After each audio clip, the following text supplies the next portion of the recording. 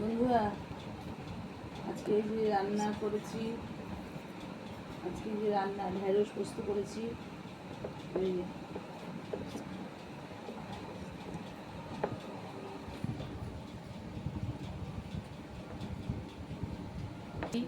একটু পোস্ট অফিসে আমার সাথে দেরি হয়ে গেছে, এসে একটু শুয়েছিলাম। এবার বলছে কেউ খাবে না, বাবা তো খায় না দুপুরে। মেয়ে বলছে খাবে না, তুমি খেয়ে নাও খেয়ে নাও।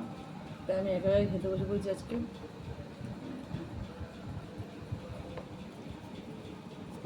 ঢেঁড়স, ঝিঙা, আলু এসব পোস্ত খেতে খুব ভালো লাগে, পটল খুব ভালো লাগে।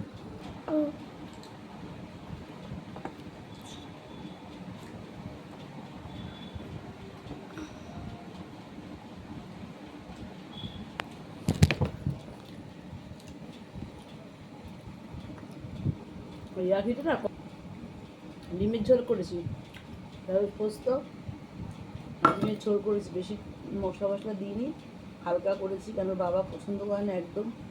আমি একটু মশলা দিই বেশি, বাবা রেগে যায় প্রচুর। ফ্রাইটা তো হেভি হয়েছে। ফ্রাইটা ভালো হয়েছে। দেখে এই মা রানির জন্য ঝোল রাখলাম না, কিন্তু দিয়ে দিই। আমাদের একটা কুকুর আছে, ওর জন্য আমরা খাবার দিই, ভাত দিই, সবাই যে ডিম দেবো, মাছ হলে মাছ দিই, সবই দিই ওর জন্য।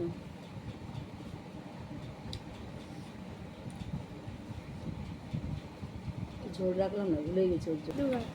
হবে? বাহ, খুব ভালো হয়েছে। তোর বাবা ঠিকই বলে হালকা ঝোল করবো, হালকা ঝোল করবো, ভালো হবে দেখবা। ভালো হয়েছে, দেখেই মনে হচ্ছে যা গন্ধ বেরিয়েছে। হয়েছে?